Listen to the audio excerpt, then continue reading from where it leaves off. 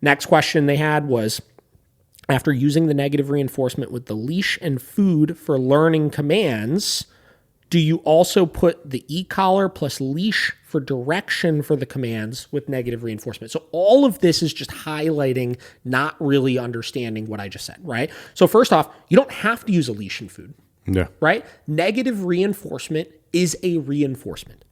It is a reinforcement, right? Yeah. So you don't need food also, right? The thought of needing to use food is we're trying to nice away. We're trying to make sure the dog isn't stressed by it. But like, pick your reinforcement. Do you want the dog to respond to food reinforcement, or do you want the dog to respond to e-collar reinforcement, right?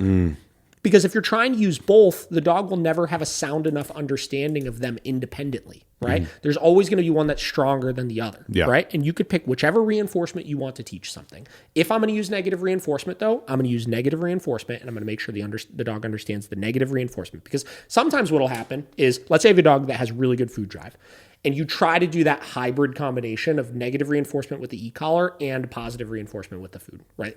Very like early in the beginning of this. Here's what I see happen sometimes, right? Your first 3 or 4 reps, you need to use the negative reinforcement with the e-collar. The dog winds up getting into position, and then you give them a food reward. And they're very food motivated, so they like that food reward. And then after 3 or 4 reps, because they realize the food happens when they get on the bed, they start responding just to the food, which is fine, right? Like I said, if you want to teach with food, if you got a dog with great food drive, hell yeah, teach with food. But the problem is you didn't teach the negative reinforcement.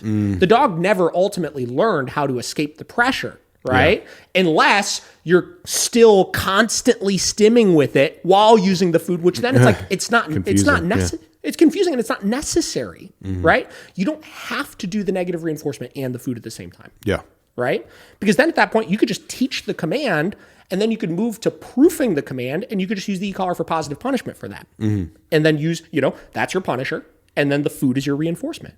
Right? And you could do the hybrid of, I use this for punishment, I use this for reinforcement, or you could do, I use this for negative or for reinforcement, right? The e-collar, and then I use the e-collar for punishment also, right? Or whatever it may be, right? You can like mix and match it how you need to, but you don't have to use both at the same time. And I think initially, if you're using both at the same time, you're not really following the rules of negative reinforcement, because most of the time then you're using it at such a low level, the dog is not motivated enough by it in order to want to escape it. So it's meaningless. And then getting back to inevitably at some point when you need to use it at an aversive enough level, all that work you did doesn't help you out for it.